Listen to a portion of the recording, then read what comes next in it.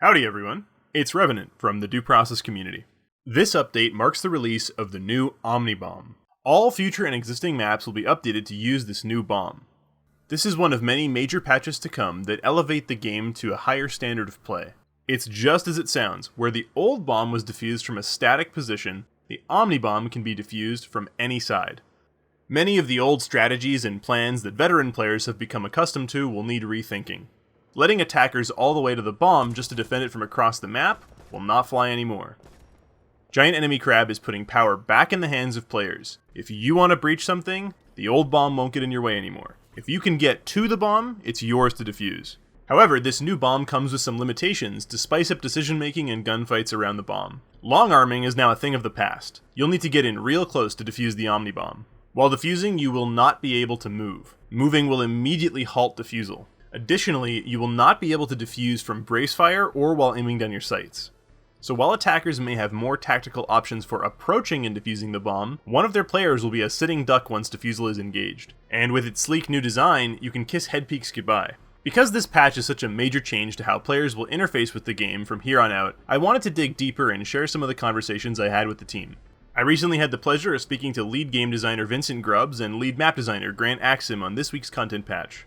I wanted to hear what some of the goals were behind the implementation of Omnibomb, so I went straight to the guy who designed it for answers. Here's what he had to say. There will be more opportunities for the level designers to say, hey, if I put the bomb here in this hallway in Kill House, the attackers have to choose, am I defusing it from the left side or the right side? And they will design their plan around that. And I think that will really help diversify, plans in that, we got this red charge and we really want to approach the bomb from the right side because it gives us a much safer approach, much stronger angle. And that kind of if the level designers need some time to look at the new bomb and start adjusting levels with that in mind. I think a lot of good things will come in that the maps can be slightly simpler.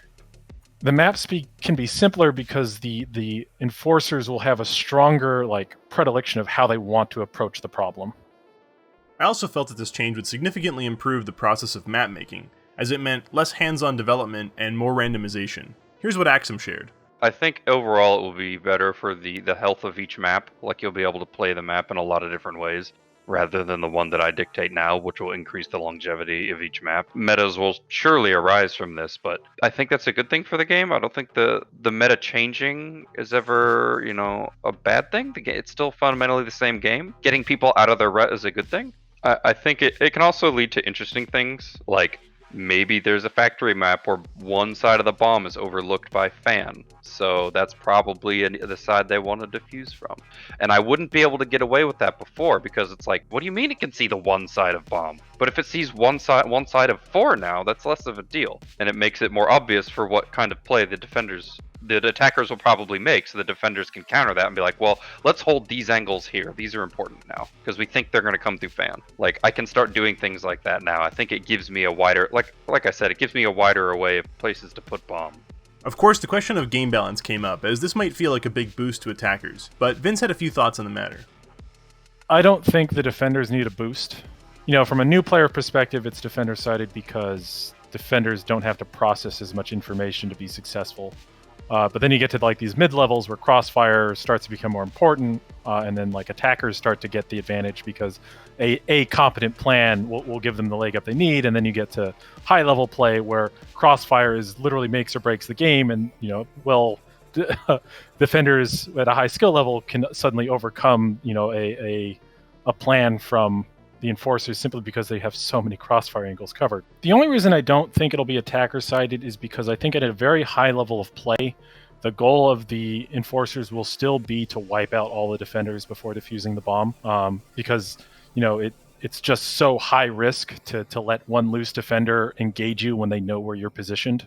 I think the overall change, from DPL to low-level play is that the bomb will have more play around it, and that more action will occur around the bomb using it as this giant blocker of line of sight. And I think that's the most valuable thing that Omnibomb will bring, is that there's a better focal point for the action, especially in something like Storefront, because the enforcer has to stop moving to defuse. So he can't ring around the rosy the bomb to waste time. He has to choose where he's defusing from, which means that, the defender can try to move him around by, say audio cues alone. I'm act like I'm moving, the enforcer's like, shit, I got to reposition, which buys time. If you'd like to hear more from Vince and Axum, I've attached some of our conversation in written form to this week's patch notes. I'm excited to see how players tackle the new challenges that Omnibomb provides, and Gek is all eager to see how you grow your strategies and adapt to this new change.